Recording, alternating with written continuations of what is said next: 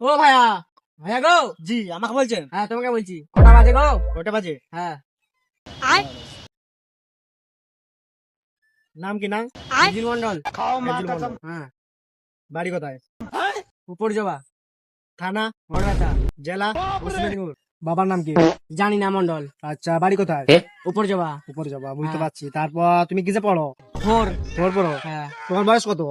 15। কি মাস চলছে এখন?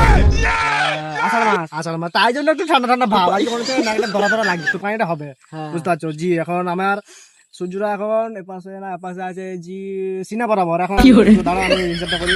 এ square plus b square plus সমান whole square whole square whole square কাটা প্লাস সমান। এখন বাজে জি বেলা 10টা।